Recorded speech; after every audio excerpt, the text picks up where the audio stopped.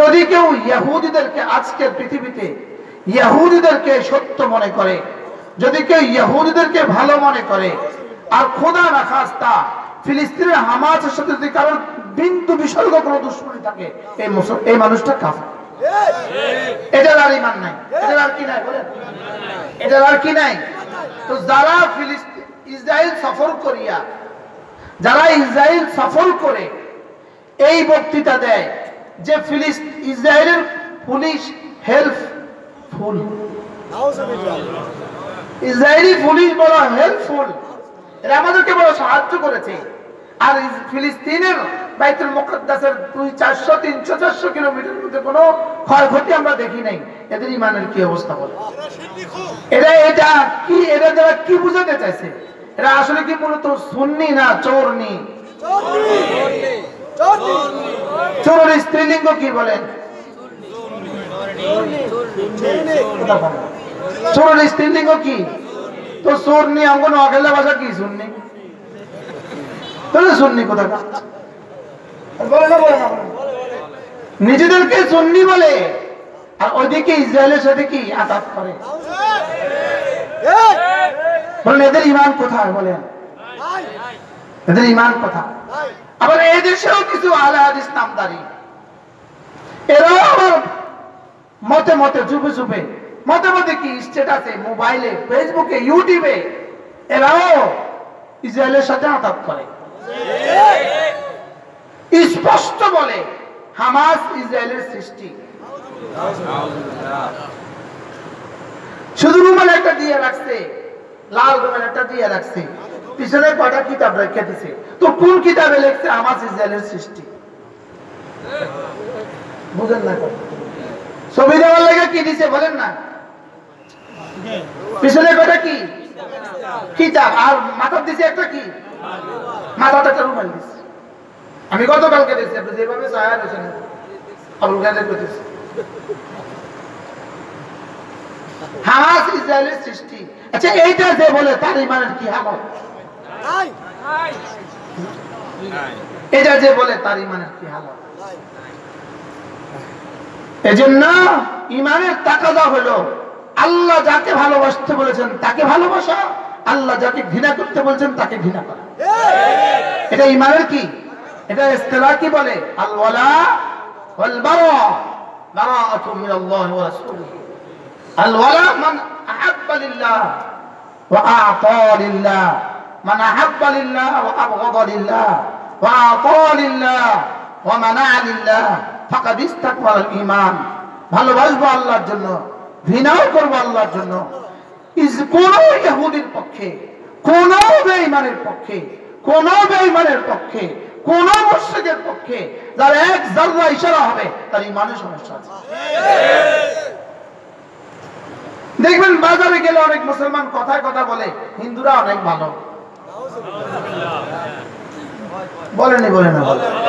হ্যাঁ, এদের উদাহরণ হলো আমাদের হযরত মাওলানা তারেক জামিল বলে সুন্দর বলেন, একটা হাতুড়ে ডাক্তার, তো এক লোক রোগী মারা গেছে, এবার ডাক্তার নিয়ে আসছে। তো ডাক্তার সাহেব তারা হাত ধরে, হাত তো ভালো আছে, চোখও ভালো আছে, পা ধরে পাও তো ভালো আছে, ও এবার ও শুধু রুটা নাই। কি শুধু কি নাই বলেন? শুধু রুটা নাই। এখন ওদের সব আছে, শুধু ঈমানটা নাই। জোরে বলেন না? ওই তিন কুলাঙ্গার যারা গেছে ওদের কিতাব আছে, পাঞ্জাবি আছে, বাগড়িও আছে, পাগড়িও আছে, সিন্নিও আছে, শুধু ঈমানটা নাই। শুধু কি নাই? শুধু ঈমানটা নাই। মেরে ভাইও জীবন তো একটা, এটাকে দামি বানানো, এটাকে দামি বানানোর জন্য রব্বে কারীম কিছু আমল দিয়েছেন 24 ঘন্টা, কিছু আমল দিয়েছেন 5 বার, কিছু আমল দিয়েছেন বছরে 1 মাস, কিছু দিয়েছেন বছরে 1 বার, আর কিছু দিয়েছেন জীবনে 1 বার। জীবনে 1 বার যেটা দিয়েছেন সেটার নাম কি? হজ। আর বছরে 1 বার সেটার নাম কি? যাকাত। আর বছরে 1 মাস সেটার নাম কি? রমাদান। আর প্রতিদিন 5 বার, সেটার নাম কি? নামাজ। আর 24 ঘন্টার জিন্দেগি যে আমল, সেটা হলো 3টা। 1 নাম্বার হলো ঈমানের সাথে থাকা, 2 নাম্বার হলো জিকিরের সাথে থাকা, 3 নাম্বার হলো গুনাহ থেকে বেঁচে থাকা। বলেন কয়টা কাজ হয়? যেমন ধরেন এখন রাত 11টা, এখন কোনো নামাজ তো নাই। এখন কোনো নামাজ আছে? এসে পড়ে ফেলেছি 8টা, ফজর পড়বো ইনশাআল্লাহ 5:15। তাহলে এই বাকি সময়টা আমার কি কাজ? 3 কাজ। বাকি সময় কয় কাজ? 1 নাম্বার ঈমানের সাথে থাকা। রাসূল করিম সাল্লাল্লাহু তাআলা আলাইহি ওয়াসাল্লাম ইরশাদ করেন, আল্লাহর নবী বলেন শিরিক এত সূক্ষ্ম হতে পারে, রাসূল বলেন পিপিলিকার পায়ের আওয়াজের চেয়েও শিরিক সূক্ষ্ম হতে পারে। বলেন পিপিলিকার পায়ের আওয়াজের চেয়েও কি হতে পারে? শিরিক সূক্ষ্ম হতে পারে। সাহাবায়ে কেরাম আরজ করেন, ইয়া রাসূলুল্লাহ, আমরা এই সূক্ষ্ম শিরিক থেকে আমরা বাঁচবো কিভাবে? জবাবে রাসূল করিম সাল্লাল্লাহু তাআলা আলাইহি ওয়াসাল্লাম বলেন, যদি কোনো মুসলমান এভাবে বলে আল্লাহুম্মা ইন্নী আউযু বিকা মিন আন উশরিকা বিকা শাইয়া মা লাম না'লাম, আল্লাহ আমাকে না আপনি এমন শিরিক থেকে বাঁচান যেটা আমি জানি না, এতটা সূক্ষ্ম যেটা আমি জানি না, আল্লাহ সেই শিরিকটা থেকেও আমাকে বাঁচান। আমিন। কি বলছি বলেন? আল্লাহ আমাকে যাররা শিরিক থেকে বাঁচান, যেন জীবনে ভুলেও কখনো আমার দ্বারা শিরিকি কোনো কথা না হয়ে যায়। আমিন। রব শিরিক মাফ করবেন না, এটা রবের সিদ্ধান্ত। ইন্নাল্লাহা লা ইয়াগফিরু আন ইউশরাকা বিহি ওয়া ইয়াগফিরু মা দুনা যালিকা লিমান ইয়াশা। আল্লাহ তাআলা শিরিক মাফ করবেন না, এটা আল্লাহ তাআলার সিদ্ধান্ত।